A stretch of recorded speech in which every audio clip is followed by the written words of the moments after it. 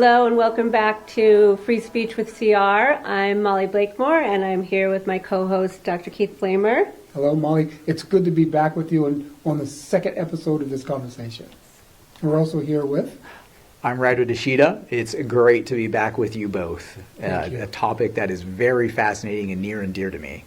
You know, one of the things that I picked up in our first episode, was talking about strongman politics and politics in general. Yeah. Expound on that for us a little bit.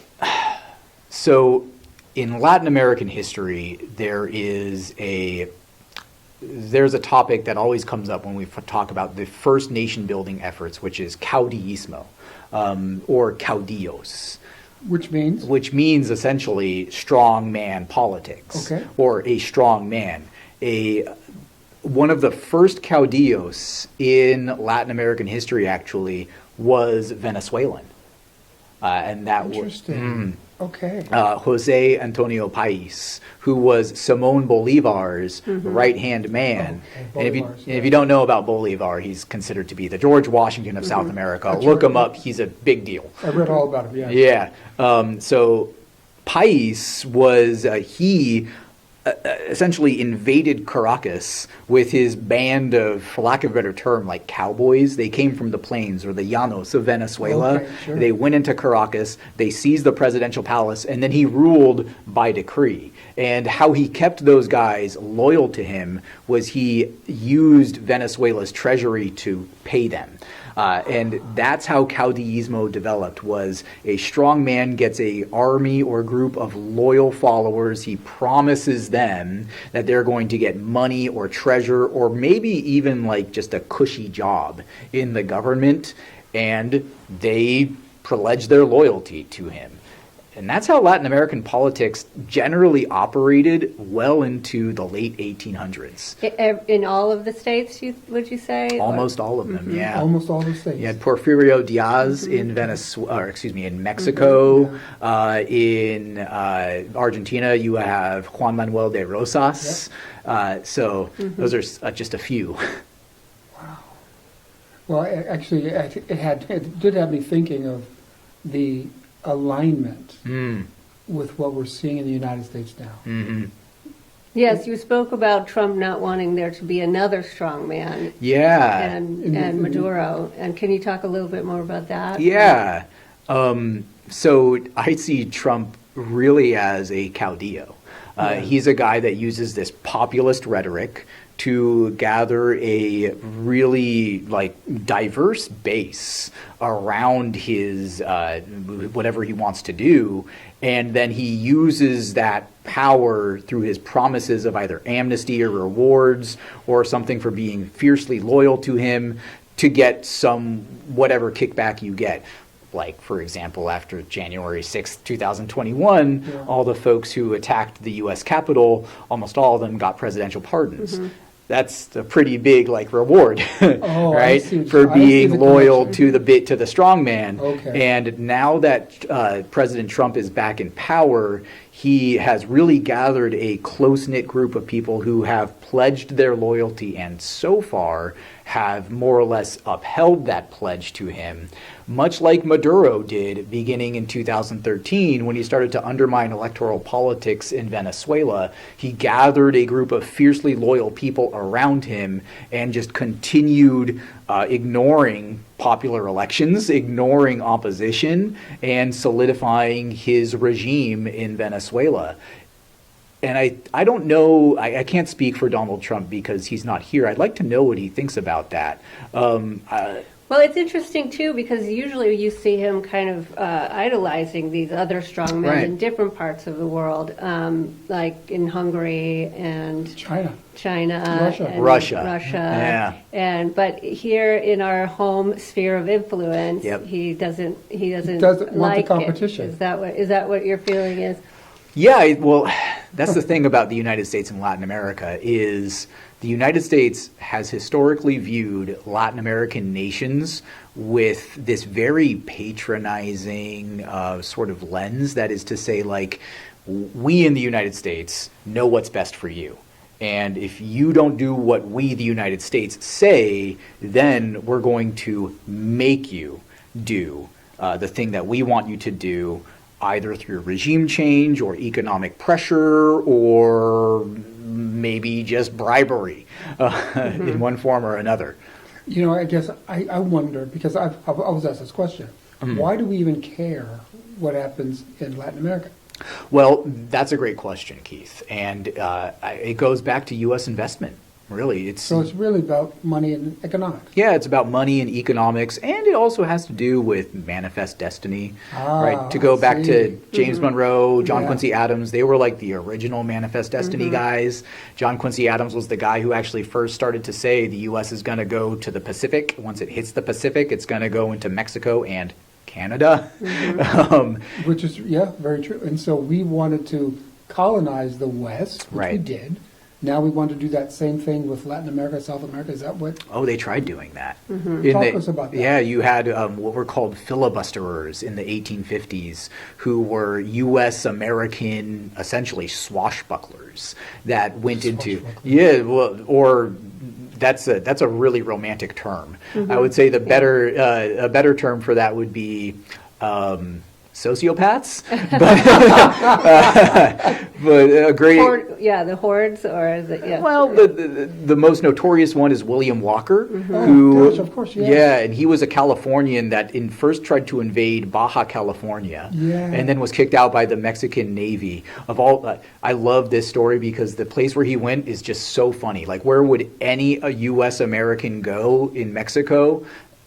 Cabo. He went to Cabo, and then he proclaimed an independent republic, and the Mexican Navy was sent. He ran away. That didn't stop him. He came back to Nicaragua when they were in a civil war in the 1850s. He seized power in Nicaragua. He proclaimed an independent republic, a slave-owning republic. Who was he with that allowed him to? Who was his army? Was he alone? It was a bunch of U.S. guys, like just miners in California who had not struck riches like they hoped to have, and they wanted to get rich somewhere else. Mercenaries. And there we go again, right? Here we go with the caudillismo, right? Okay. How much is William Walker a filibusterer, or is he a caudillo? He's really both. But it's different from a Latin American perspective because he's not Latin American. He's from the United States. He was eventually, his government in Nicaragua was recognized by James Buchanan as a slave-owning country. Wow. He was trying to reinstitute slavery in Central America and then get back into the United States. Of course, this is going on in like the pre-Civil War time, where it's like slave versus free states is like the major political issue in the United States. Yeah. And well, he failed. He was captured by a Costa Rican and Honduran coalition force and executed by firing squad. But but that just goes to say that like Latin American history has this long history of like invasion from the United States. From the United States, in the case of Mexico with the Mexican-American War, William Walker with Nicaragua. If you go into the 20th century, you got Theodore Roosevelt with big stick diplomacy. We can fix that in post, right? Big stick diplomacy, and then Woodrow Wilson with liberal internationalism. It was Woodrow Wilson. I would not have made that connection. Yeah, he invaded I don't want to jinx it, but he invaded Latin American nations. He intervened in Latin American nations more than any other president before or since. And I did not know that. Really? Yeah. Well, didn't Ronald Reagan do quite a bit in Latin America as well? So that's even interesting. More recently. Yeah. Ronald Reagan did it though surreptitiously, right? Using with him using the CIA to support what he called the Contras, or freedom fighters. Okay, this is the Oliver North era. But still interference in Latin American politics by the U.S. government. Absolutely. I think the only one that we can officially attribute Ronald Reagan's influence to was Grenada in 1983. That was a U.S. invasion, which, was that a Clint Eastwood movie too? It was, yeah. Heartbreak Ridge. Heartbreak Ridge. I saw it. It wasn't that good. It's kind of boring. Well, so that brings up an interesting point with Mexico. just in terms of like how Mexico might be feeling. I mean, I Yeah. know there's a lot of different things happening in the United States that affect Mexico and have them nervous. But what do you think the feeling in other Latin American countries is in light of this interference again in Venezuela? Yeah, good question. That is a great question, and I think it just is it varies. It's a case by case basis. Latin America, up until pretty recently, had a fairly unified front with left-leaning governments. So Mexico traditionally has not been left-leaning, No. but we're talking about Brazil, Venezuela, Argentina, and Chile, and Ecuador, right? Bolivia. Bolivia, yeah. But Venezuela and Bolivia have historically been rivals. That's just, if you want to know the history of that, that's a totally different thing. But I mean, like, it's all border disputes. And Colombia wants oil, and Lake Maracaibo is in the western part of Venezuela, so Colombia wants to get into that. So it's all like resources. And Venezuela and Colombia were originally one big country called Gran Colombia or Grand Yep. Colombia.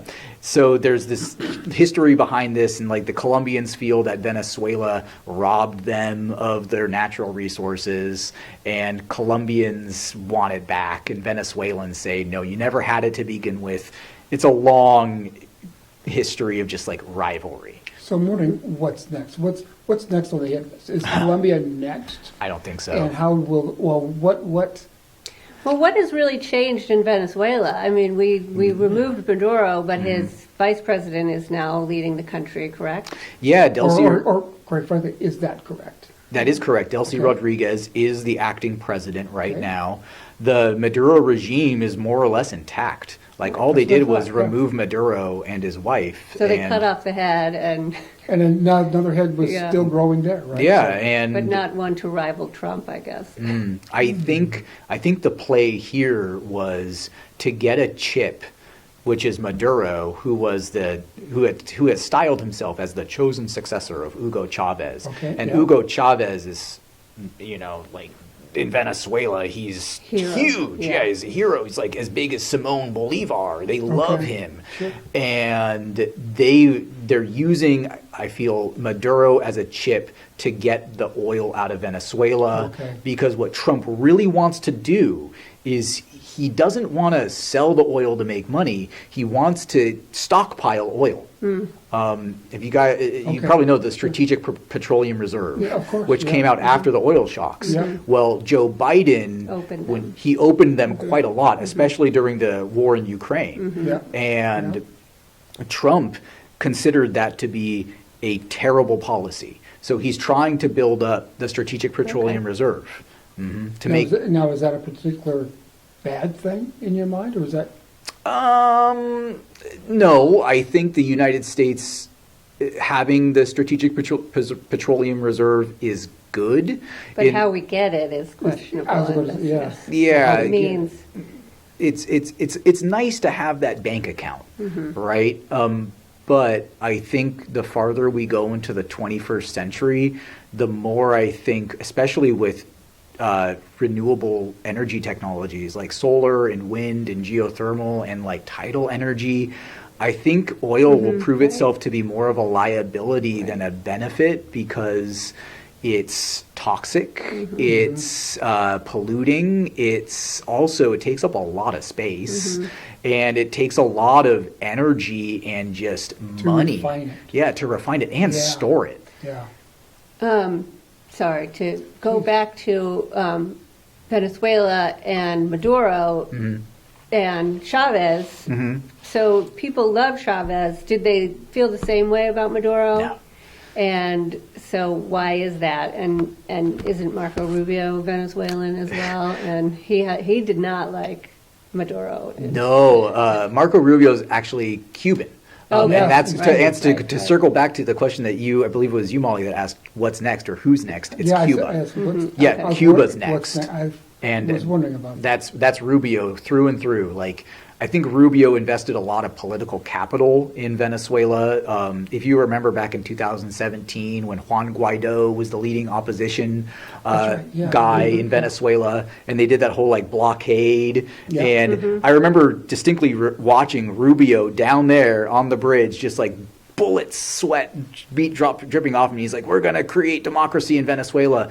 And it never happened. So I feel like Rubio is feeling a bit, shall we say, like he wants to get revenge for what he didn't accomplish. And he also, ever since Marco Rubio has been in politics, has been super anti-Cuba and super anti the Cuban regime, like the Castro regime.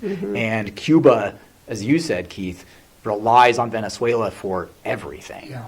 And now Cuba has, they just stopped international flights, and they're going to have to go with probably rolling blackouts. It's going to be, bad. Yeah, Trump just said that any country that's supplying them with oil will be subject to huge tariffs, right? Yeah. So, yeah. Or just taking over their boats.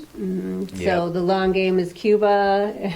And so that's the next domino to fall in your mind. If it does, that's where their sights are. And I don't know personally what the United States can hope to get out of a regime change in Cuba other than a political victory, right? This is something that's Revenge. a holdover from the Cold War. Okay. Yeah. And we can just say, we did it. We finally got rid of Castro. Well, Castro's been dead for a while. He's been gone for a while, yeah. But we finally got rid of like Castro's regime, so yeah, U.S. wins. I hazard to guess, based on my knowledge of regime change in Latin America, that were that to happen, it probably won't play out well in the short term. And in the long term, it will breed more resentment and anti-U.S. sentiment in the Caribbean, in South America, and Latin America just generally. Absolutely. Yeah. There's always this question that I get from my students whenever I teach my Latin American courses, which is, why do they hate us? And then we go into the history of U.S. policy. So why do they hate us in a nutshell? It's because we want to take them over. Yeah, we want to tell them how to live their lives.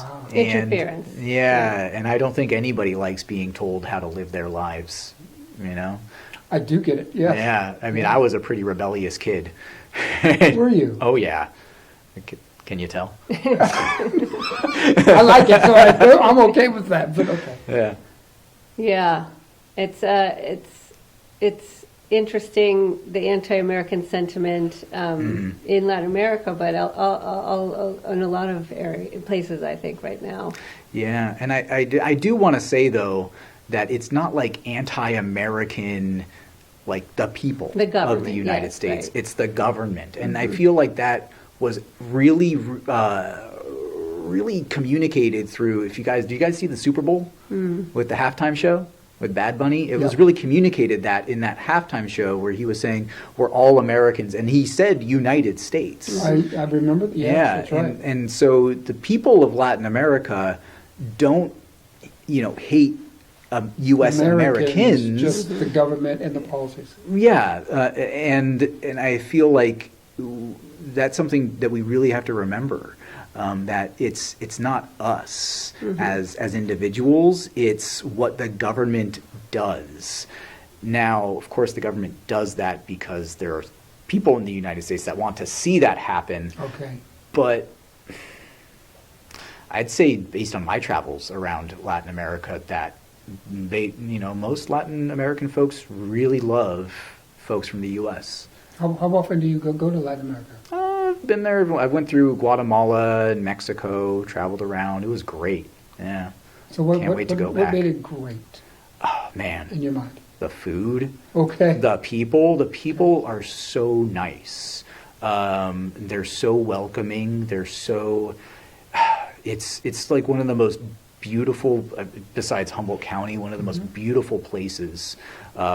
You could really, the history, the archaeology, I could go on. They're just, it's such a amazing place that is, from a U.S. perspective, it blends like European colonial architecture with indigenous like Aztec or Nahuatl or Mayan architecture. It's oh man, I'll just stammer and stutter. Okay. Yeah.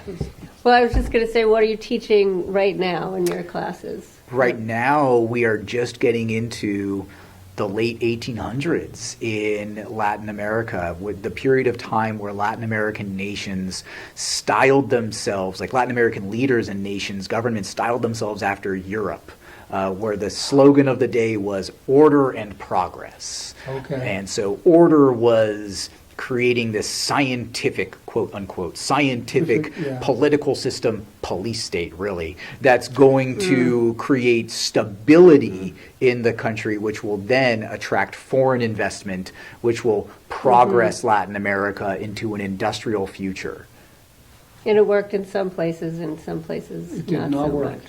Yeah, it's a kind of a mixed bag. It worked in Mexico under the Porfiriato, but at the cost of dramatic inequality. One of the most unequal places in the world was Mexico circa 1910. Yeah. Hence the Mexican Revolution. Mexican Revolution, yeah. Uh-huh.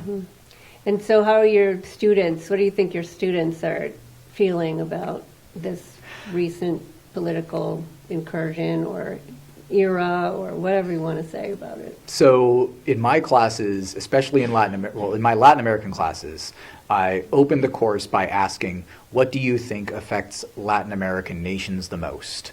Oh, Is good it question. domestic politics? Is it economics? Is it foreign influence? Or maybe it's something else that hasn't been mentioned here.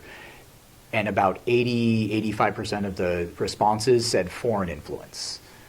So it's definitely at top of their mind. What would you say it affects it the most? History. History, Yeah, really. but I'm biased. Yeah, it's the historical context and the historical the historical, shall we say, pretext to push Latin American leaders and their people to choose to do what they do. Gotcha. Yeah, much like in the United States, our history affects how we think of ourselves, who we are. We always look back to our history. Although people are ahistorical oftentimes. Ahistorical is right, yeah.